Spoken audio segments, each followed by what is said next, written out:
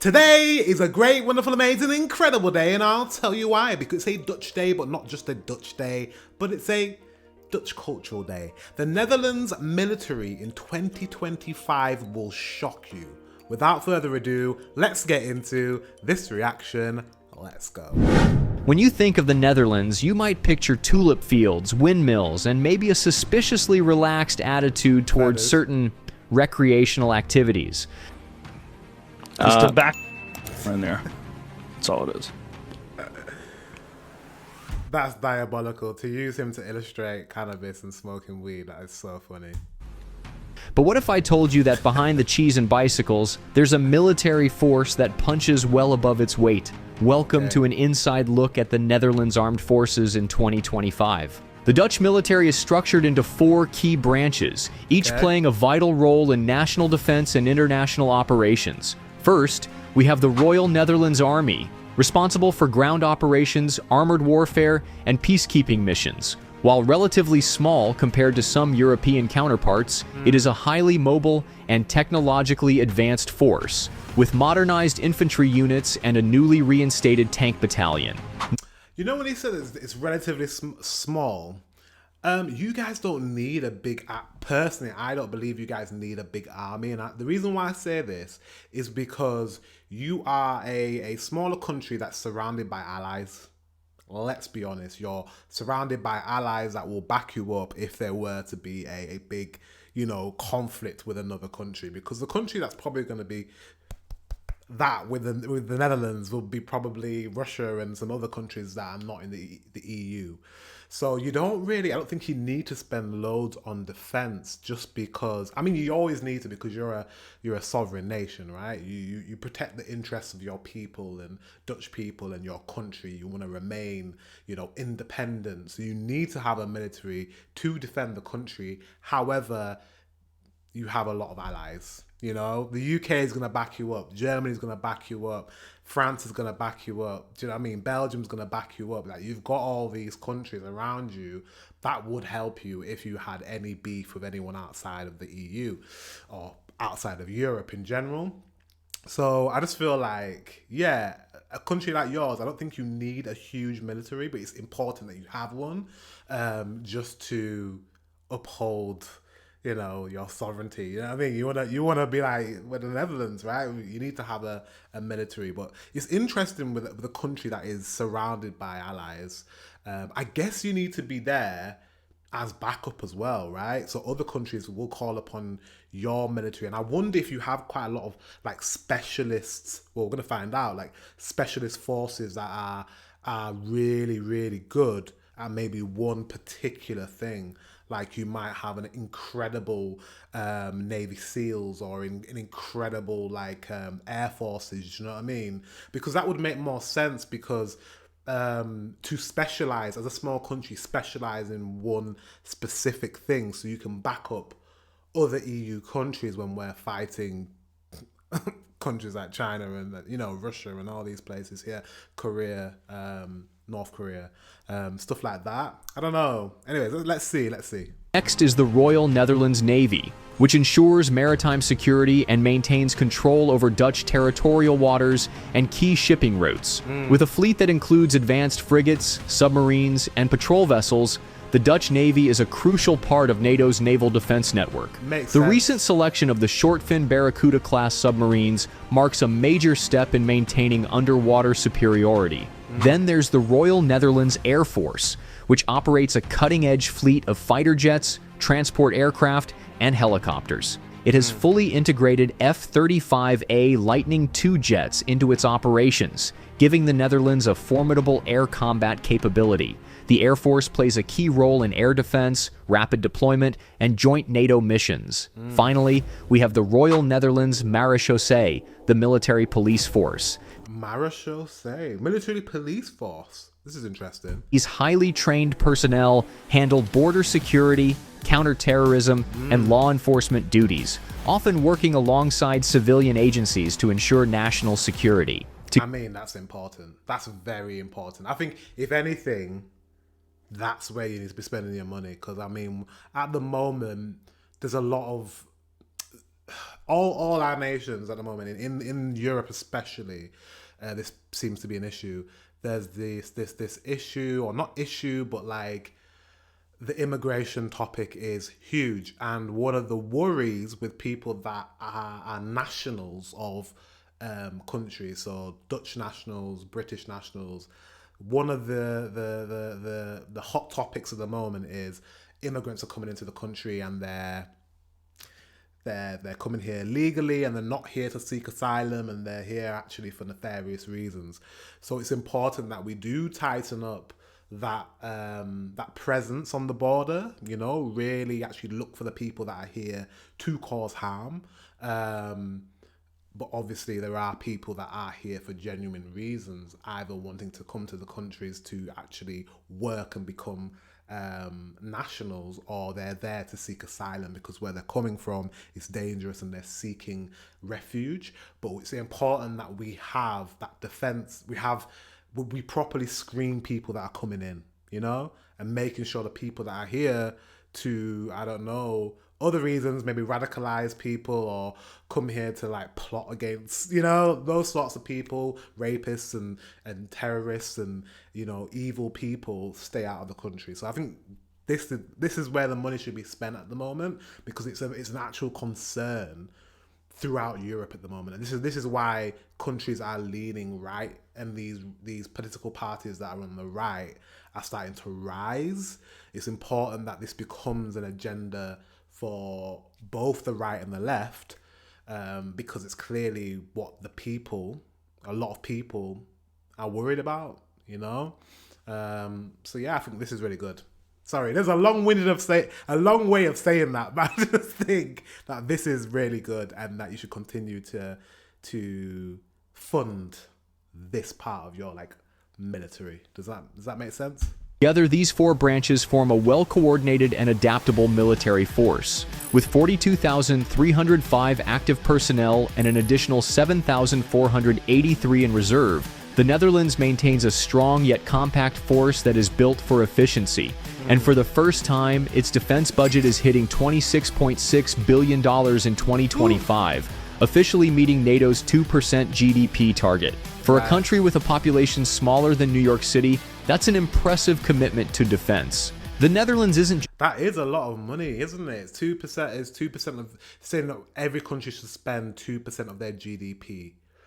At least it's a percentage of your GDP. So it's not like every country has to spend 50 billion. It's like, wait a minute, I don't have that much money, you know? It's a percentage of your GDP, which I think is fair. I think it's fair. Yeah, I think it's fair. But yeah, it's how you spend it. Like I said, I think there are certain parts of your military that probably doesn't need as much funding. But I do think that counter-terrorism is probably where your money should go as a country, in your position, how small you are and where you are positioned in Europe. Spending more. It's spending smart. The Royal Netherlands Air Force is expanding its fleet of F-35 fighter jets, further solidifying its reputation as a top-tier NATO asset.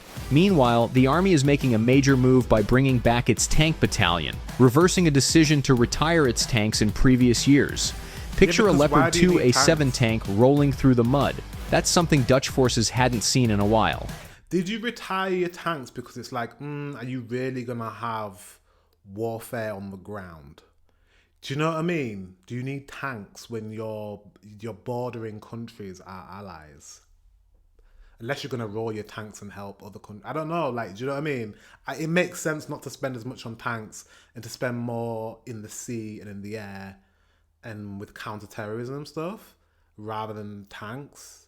Because what do you need tanks for? Unless you think you're going to have a civil war, what do you need? I don't know. Let me know in the comment section why you'd need to spend more money on tanks. I think that's a waste of money, personally. In the skies, the military is also adding new NH-90 helicopters, I get that, enhancing its ability to move troops and supplies quickly. Beneath the waves, the Navy is making bold moves by selecting the short-fin Barracuda-class submarines to replace its aging fleet. This signals a serious investment in maritime capabilities, ensuring that Dutch waters remain secure. And beyond traditional warfare, the Netherlands is also making strides in cyber defense.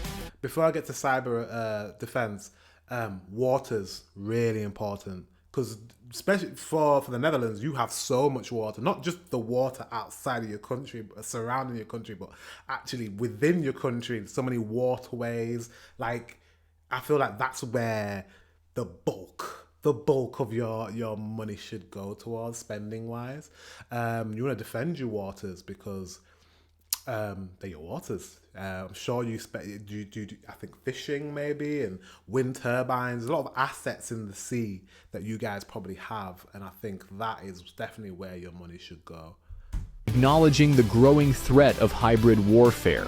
This means better protection against digital attacks that could target the country's infrastructure and military networks. The modernization push is all about preparing for the battles of tomorrow rather than the conflicts of the past.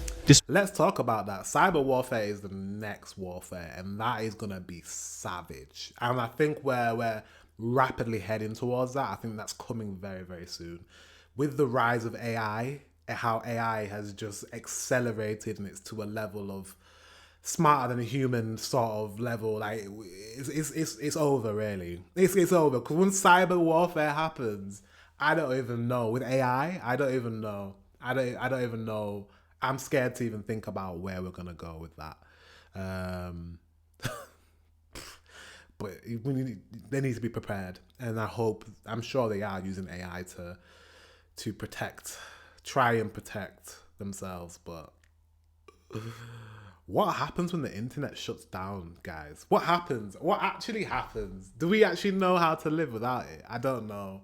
Banking systems, financial systems, media, communication, like food, deliveries, taxis, like travel, all this sorts of stuff. Like, it's just, yeah, I don't know.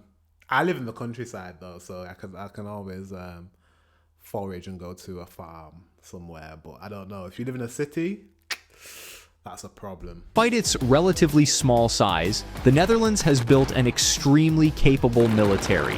The Royal Netherlands Air Force stands out with its advanced fleet of F-35As, which excel in suppression and destruction of enemy air defenses, SEAD dead missions. This means Dutch pilots are not just flying, they're actively shaping the battlefield by taking down enemy air defenses before they can even become a threat. The level of training and interoperability with NATO allies only strengthens their effectiveness. The Netherlands has also proven to be a highly reliable partner within NATO, actively participating in joint exercises and international missions. Strategic investments in missile defense systems, electronic warfare capabilities, and high-intensity conflict readiness further solidify its place as a serious military player.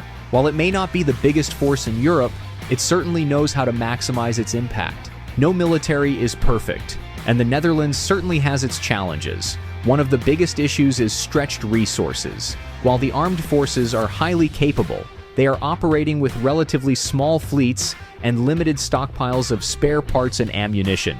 Well, that's why they're working. That's why you guys are working with your allies. That's the thing. I think the Netherlands, actually, out of all the countries, really does need NATO, like, because you have a small military, because you are a smaller country. I think you work better as an ally supporting the rest of the armed forces. But that's why we need to stick together. This is why I didn't like the fact that the UK left the EU. Like, why did we leave the EU? We stayed in NATO, granted, but we left the EU. I don't understand it. I don't get it, because Europe needs to be close together, not separated, especially when we have oppositions that are trying to would like to see the downfall, the end of the European Union and the European allies. They want us, fighting amongst each other. They want to I don't even know what that means. Cut us up. Do you know what I mean? Russia, I'm sure Russia would love for the EU to fall and for NATO to fall and for that kind of ally and kind of connection to be severed. So I think it's important. But I think allyship is really important, especially for a country as small as yours. You need the support. We need to work together to take down the enemy. This means that in a prolonged conflict, sustaining operations could become a serious problem. Personnel shortages are another concern. While the military is growing, it still faces difficulty in recruiting enough soldiers to meet its expanding operational demands. And while the Air Force is a standout force, there's one glaring issue. Its pilots aren't getting enough flying hours. To maintain peak combat readiness, F-35 pilots need more training time in the air, something that remains a challenge due to budget constraints and aircraft availability. Finally, while modernization efforts have been impressive, adapting to emerging technologies like autonomous weaponry and advanced AI-driven systems needs even more focused investment. That's what I just said, man. AI, you need to advance, and then that's going to cost a lot of money to do. Yeah, it's there's a lot of change that all the militaries are going through right now, having to like accelerate technology. You know what I mean? You need to be hopping on this AI trend. Also, the issue with personnel. This is why I think in the future, probably Elon and people that are running these like autonomous driving vehicle companies will start creating robots, and soon there'll be robot armies, like armies made up of robots. And that sounds crazy, but I just feel like that's where we're going. Because also, as we're progressing as a society, I feel like people don't want to join the army anymore. We're becoming more kind of what's the word I'm looking for? More concerned, more aware, more awake, more woke, whatever. So people are less inclined to join militaries, especially when you have, and we see what's happening in Palestine and Israel and stuff like that. People are less inclined to join the military. So it's at some point, I think they're going to have robot armies, because people are not going to want to risk their lives to protect their countries. So yeah, we're in a little crossroads at the moment when it comes to military spending and where it should be going. And I do think increasingly it's going to be going on technology and AI and robots and stuff like that. Autonomous machinery and weapons.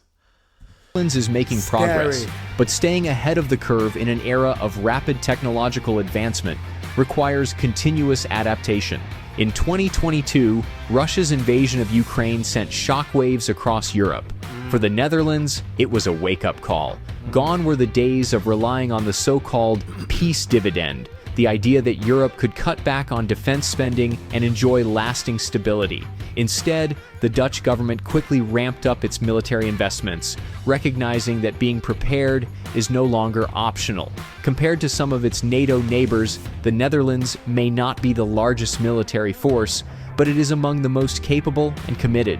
Its strategic location, combined with its ability to rapidly deploy forces, makes it a crucial part of Europe's defensive strategy. Whether it's securing its own borders or assisting allies, the Netherlands is playing an increasingly proactive role in European defense. The Netherlands has come a long way, but there's always room for improvement. One key priority should be increasing stockpiles of weapons and spare parts. If a crisis were to erupt, having sufficient supplies on hand would be critical for sustaining operations. Another major focus should be increasing training hours for F-35 pilots, ensuring they are always at peak readiness. Investing in cyber capabilities and autonomous weapons should also be a priority, as future conflicts will likely be as much about digital warfare as traditional combat. Absolutely. It's going to be robots against robots, mate. It's going to be robots. There's not going to be any human beings on the front line. Honestly, in the future, there won't be humans there. There'll be humans in the back somewhere else, in another city somewhere in the country, like controlling these robots. It's going to be computer warfare. You know, you're going to see like machines bombing each other and attacking each other. That's what's going to happen. Yeah. To stay ahead in modern warfare, the Netherlands must continue evolving its military strategy. One of the most critical lessons from the war in Ukraine is the growing dominance of drones on the battlefield. Surveillance drones, loitering munitions, and even cheap off-the-shelf UAVs have changed how wars are fought. The Dutch military, despite its strengths, currently lacks a large-scale drone capability comparable to what Ukraine has demonstrated.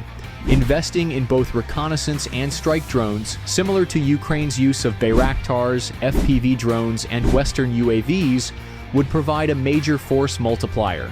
Finally, Deepening NATO cooperation by optimizing resource sharing and mission specialization would allow the Netherlands to make the most of its strengths while benefiting from Allied support. So while the Netherlands might be famous for tulips and canals, don't underestimate the men and women in uniform. They might just be the reason Europe sleeps a little more soundly at night. Absolutely. Thanks for watching, and as always, He's not wrong. He's not wrong. He's not wrong. Like, we need each other.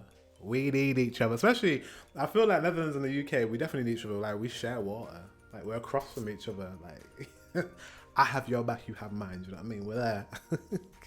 So it's good. It's good to see that the Netherlands are taking their military and military spending, like, seriously. Because we were, I feel like, as like he said, starting to roll back and spend less because we started to get a bit comfortable, and then Russia decided to, you know what, I'm gonna literally march into Ukraine and like take over. And it's like, yeah, maybe we shouldn't take our eye off the prize. Like, we need to make sure that we're protecting our borders. Do you know what I mean? Anyways, guys, that was interesting. Really good to learn about. I didn't know anything about the Dutch military at all. Yeah, that was cool. Guys, thank you very much for watching. Make sure you subscribe, by the way, before I finish. Subscribe. I don't think you've clicked. Have you clicked the button? I don't think you have. So you need to. Anyways, until the next one, I'll see you soon.